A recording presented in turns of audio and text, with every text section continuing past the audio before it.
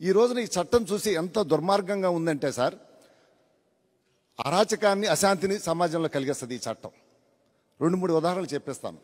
అలాగే ఒక ప్యారలల్ న్యాయ వ్యవస్థని రాజ్యాంగం మనకు కల్పించింది. న్యాయ వ్యవస్థ, ఎగ్జిక్యూటివ్ వ్యవస్థ, లెజిస్లేటివ్ అని. ఒకళ్ళు ఒక దాంట్లో ఎంక్రోచ్ అవ్వకూడదు. ఇప్పుడు దీన్ని ఆ ఎగ్జిక్యూటివ్ వ్యవస్థని న్యాయ వ్యవస్థలోకి ఎంక్రోచ్ చేసేసింది ఈ చట్టం ద్వారా. ప్యారలల్ జ్యుడిషియరీని కండక్ట్ చేస్తూ ఉంది దీన్ని. ఇది చాలా దుర్మార్గం. అలాగే వివాదాలు లేనటువంటి ఆస్తులని వివాదాల్లోకి తీసుకెళ్ళిపోతూ ఉంది. ప్రజలకు ఎంత అనుబంధం అంటే కుటుంబాన్ని అన్నా పోగొట్టుకుంటాడు కానీ ఆస్తిని పోగొట్టుకోడు. భూ అంటే అంత ప్రేమ, ఇల్లు అంటే అంత ప్రేమ. తను పుట్టిన ఇల్లు అమ్మడు. ఇతర దేశాల్లో ఉన్నా కూడా కావాలంటే వాళ్ళు ఉంచుకుంటాడు కానీ ఇల్లుని అమ్మడు. అంటే అంత ఈ ప్రజలకి, ప్రత్యేకించి భారతదేశం ఆంధ్ర రాష్ట్ర ప్రజలకి భూ అన్న ఆ పెరిగిన వాతావరణం అన్న అంత ప్రేమ అనమాట. అలాంటి పరిస్థితుల్ని అశాంతిని కలిగించే ఈ చట్టాన్ని తీసుకొచ్చిందండి. దానికి చాలా మనోవేదంతో మేము చెప్తా ఉన్నాం. 2-3 ఉదాహరణలు మీకు చెప్తాను సార్. దీంట్లోనూ ఇక్కడ సెక్షన్ 2(8)లో ఇమ్మూవబుల్ ప్రాపర్టీ అంటే వివరించాడేంటి, ఏం తీసుకొచ్చారు. చాలామంది అనుకున్నారు ఇమ్మూవబుల్ ప్రాపర్టీ అంటే, నేను మొదట్లో కూడా నేను కర్నూలు అక్కడ అడ్వకేట్ చేస్తుంటే ఇది రైతులకు ఏదో వచ్చిందేమో అని అనుకున్నాం. తర్వాత 2(8) of the immovable property act తీసుకొస్తే land, buildings, flats, any other premises and things attached to earth, అంటే ఇమ్మూవబుల్ ప్రాపర్టీ అనే దానికి ఇల్లు ప్రతిదాన్ని తీసుకొచ్చేసారండి దాంట్లో. తర్వాత ఏం చేస్తున్నారంటే 3 రికార్డులను మెయింటైన్ చేస్తున్నారండి వీళ్ళు. Record of title, record of disputes, record of charges ఈ చట్టం ద్వారా. అది సెక్షన్ 215 చెప్తుందండి. 3 రిజిస్టర్స్ని మెయింటైన్ చేస్తారని. ఇక్కడ ఇంకా దుర్మార్గం ఏంటంటే ఈ రికార్డ్ ఆఫ్ టైటిల్ ఏం చెప్పిందంటే, మన ఉదాహరణ చెప్పి నేను చట్టాన్ని చెప్తానండి. 1985కు పూర్వం మన దేశంలో, ప్రత్యేకించి మన ఆంధ్ర రాష్ట్రంలో పార్టీషన్ అంటే కుటుంబ బాగా పార్టీషన్ రాసుకునే వాళ్ళు, పార్టీషన్ లిస్ట్ అంటే రైతు వారీగా పనిచేసుకునే వాళ్ళు ఒక తెల్ల కాగితం మీద దానికి ఎవిడెన్స్గా రాసుకునేవాళ్ళు. ఏ ఆస్తి నాకు వచ్చింది, బి ఆస్తి తమ్ముడికి వచ్చింది, సి ఆస్తి చెల్లికి వచ్చిందని. దాన్ని 1985 వరకు కూడాను చట్టాలన్నీ గుర్తించి వాళ్ళ పేర్లు మ్యూటేషన్ జరిగినాయి. పట్టదారు పాస్ పుస్తకాలు వచ్చినాయి, ఇళ్ళైతే టౌన్ సర్వేలు ఎంటర్ అయిపోయినాయి, ప్రాపర్టీ ట్యాక్స్లు వచ్చినాయి. ఇప్పుడు ఈ చట్టం కింద ఏం చేస్తున్నారంటే వివాదాలు లేనటువంటి ఆస్తుల్ని ప్రతి వ్యక్తి కూడా వాళ్ళటండి సెక్షన్ 6 కింద ఒక పేపర్ పబ్లిక్ ముందు ఒక రికార్డు తయారు చేస్తారట వాళ్ళ దగ్గర ఉన్న ఆధారంగా. 7 ప్రకారంగా ఒక పేపర్లో ఇస్తారట.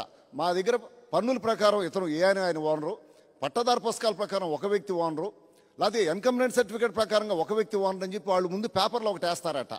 వేసి ప్రజలందరూ వాళ్ళ పేర్లు నమోదు చేయించుకోవాలట. ఈ ఆస్తి నాది అని ఎవరైనా సరే క్లెయిమ్ చేయొచ్చు.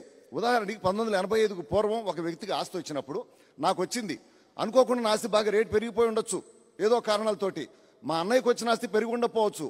ఇప్పుడు 85 నుంచి ఎటువంటి వివాదం లేని ఆస్తి నేను ఈ రెవెన్యూ అధికారి దగ్గర కలిసి పెట్టుకుంటే నా మీద ఎవరైనా క్లెయిమ్ పెడితే ఈ ఆస్తికి కృష్ణమూర్తి వారసుడు కాదు, ఓనర్ కాదని కనుక ఎవరైనా పెడితే నా పక్కనోడైనా పెట్టచ్చు అండి, నా అన్న తమ్ముడే కాదు, నా ఇంటి పక్కనోడైనా పెట్టచ్చు, లేకపోతే ఒక అగ్రిమెంట్ సృష్టించవచ్చు.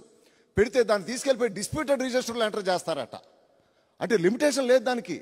చట్టం ఏం చెప్పింది, నీకు క్లెయిమ్ ఉంటే 3 ఏళ్లలో చేసుకోయ్యా అని చెప్పింది. లిమిటేషన్ లేకుండా డైరెక్ట్గా రూపాయి ఖర్చు లేకుండా నువ్వు డైరెక్ట్గా ఒక అర్జీ కనుక రెవెన్యూ అధికారికి పెట్టుకుంటే నా ప్రాపర్టీని డిస్ప్యూటెడ్ రిజిస్టర్లో పెట్టేస్తారట. ఇక డిస్ప్యూటెడ్ రిజిస్టర్లో పెడితే దానికి ఉండే ప్రభావం ఏంటంటే ఏ బ్యాంకు లోన్ ఇవ్వదు, ఏ వ్యక్తి ఆస్తి కొనడానికి రాడు, ఆ ఆస్తి నాకు నిరుపయోగమైనటువంటి ఆస్తి. దీనివల్ల జరిగే కాన్సిక్వెన్సెస్ ఏంటంటే కంప్లైంట్ పెట్టినోడు కాళ్ళు పట్టుకుని నేను ఎంతో కొంత డబ్బులు ఇచ్చుకుని అయ్యా డిస్ప్యూట్ లేదని చెప్పించుకోవాలి నేను. మరి ఇది ప్రజల్లో అరాచకం, అశాంతి కలిగించేది కాదా? ప్రశాంతమైన జీవనాన్ని గెలుస్తున్నటువంటి ప్రజలు ఈ రోజున తన ప్రాపర్టీని డిస్ప్యూటెడ్ రిజిస్టర్లో పెడితే ఆత్మహత్యలు చేసుకునే పరిస్థితి వస్తుంది.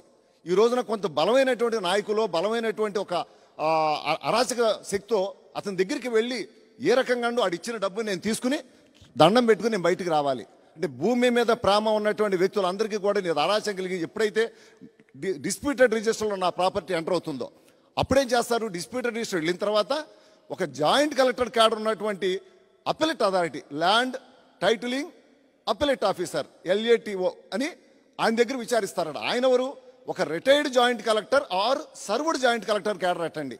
ఎంతో దుర్మార్గమో చూడండి. కనీసం అంతకుముందు చెప్పినటువంటి ఈ మోడల్ కోడ్లో నీతి ఆయోగ్ చెప్పిందంటే ఏం చెప్పారంటే ఒక న్యాయమూర్తిని నియమించమని చెప్పారు.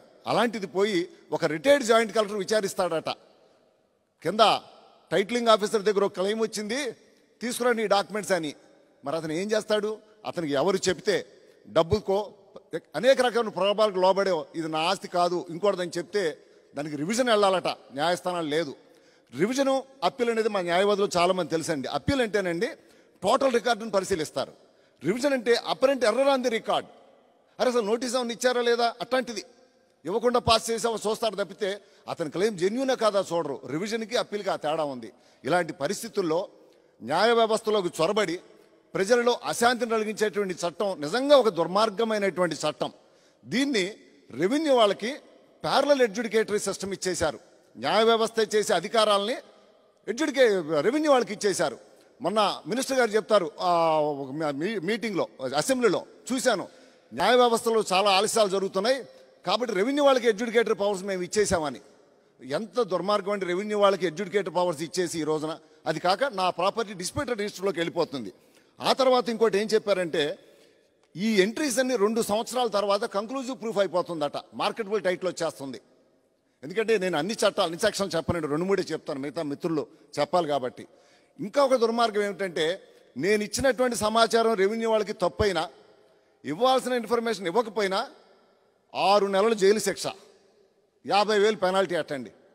ఇదేంటండి నా ఆస్తి నేను రేపొద్దున నా తమ్ముడో నా ఇంటి పక్కోడు వచ్చి కృష్ణమూర్తి ఇచ్చింది తప్పు అంటాడు, ఆడు తప్పని రాసేస్తే 6 నెలలు జైల్లోకి వెళ్ళాలా నేను అంటే ప్రజలలో ఎంత అరాచం కలిగించేటువంటి ఈ దుర్మార్గపు చట్టాన్ని తీసుకొచ్చి ఇంకొకటి ఏంటంటే సుప్రీంకోర్టులో కేసున్నా, హైకోర్టులో కేసున్నా, సబ్ కోర్టులో కేసున్నా, ఏ కోర్టులో కేసున్నా సరే వాళ్ళ దగ్గరికి వెళ్ళి సర్టిఫికేట్ తీసుకుంటే నాకు కేసులు నడవాలట కోర్టుల్లో, లేకపోతే ప్రొసీడింగ్స్ ఆగిపోవాలట. ఇప్పటికే కనుక డిగ్రీ వచ్చేస్తే వీళ్ళు ఇచ్చిన సర్టిఫికేట్ని తీసుకెళ్ళి ఆ డిగ్రీకి కుడితేనే ఎన్ఫోర్సబుల్ అటండి డిగ్రీ.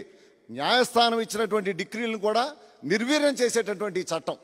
ఈ రోజున మరి లిమిటేషన్ యాక్ట్ అని, స్పెసిఫిక్ రిలీఫ్ యాక్ట్ అని, అనేక ట్రాన్స్ఫర్ ఆఫ్ ప్రాపర్టీ యాక్ట్ అని అనేక రకమైన చట్టాలు ఉంటే ఆ చట్టాలన్నిటిని నిర్వీర్యం చేస్తూ ఏకైక చట్టం తెచ్చాం మేము, ప్రజలందరికీ ఇది బ్రహ్మాండంగా ఉంటుంది, వాళ్ళది ఇక మా దీంట్లో మా పేరు ఎంటర్ అయిందంటే చాలు, ఇక మీరు ఏమీ చూసుకోకర్లా, ఆస్తులు ఉండక్కర్లా, కాగితాలు ఉండక్కర్లేదని చెప్తున్నారు. చెప్పడానికి బాగానే ఉంది, కానీ వాస్తవంగా చూస్తే అరాచకం, అశాంతి, ఇలాంటి ఒక దుర్మార్గమైన చట్టాన్ని తీసుకొచ్చి రెవెన్యూ అధికారులను తీసుకొచ్చి టైటిల్ రిజిస్ట్రేషన్ ఆఫీసర్గా, జాయింట్ కలెక్టర్, రిటైర్డ్ జాయింట్ కలెక్టర్స్ని కూడా తీసుకొచ్చేసి అప్లిట్ ఆఫీసర్గా తీసుకొచ్చి ఈ చట్టాన్ని అంతేకాదండి, నేను మార్టిగేజ్ పెడితే బ్యాంకుకు మార్టిగేజ్ పెట్టినా వాడి దగ్గర సర్టిఫికేట్ తెచ్చుకోవాలట, నేను పవర్ ఆఫ్ అటార్నీ ఇచ్చినా వాళ్ళ దగ్గర సర్టిఫికేట్ తెచ్చుకోవాలట, తెచ్చుకుంటేనే పవర్ ఆఫ్ అటార్నీ వ్యాలిడ్, తెచ్చుకుంటేనే ఆ తనఖా valid. Transfer of property act చెప్తా ఉంది చక్కగా ఏ రోజునైతే ట్రాన్స్ఫర్ జరిగిందో, ఇంట్రెస్ట్ జరిగిందో ఆ రోజు నుంచి అతను హక్కులు వచ్చినాయి అని. దాన్ని నిర్వీర్యం చేస్తూ అన్ని చట్టాలని తూట్లు పడిస్తే పడిచిందండి, తర్వాత మనం చూసుకోవచ్చు. కానీ ప్రజలలో అశాంతిని మనం సహించకూడదు. అరే నా చక్కగా వివాదం లేనటువంటి నా ఆస్తిని ఒక చిన్న ఉత్తరం ముక్క రాసేసి వివాదంలోకి తీసుకెళ్ళిపోతే నా పరిస్థితి, సామాన్య మానవుడి పరిస్థితి ఏమైపోతుంది?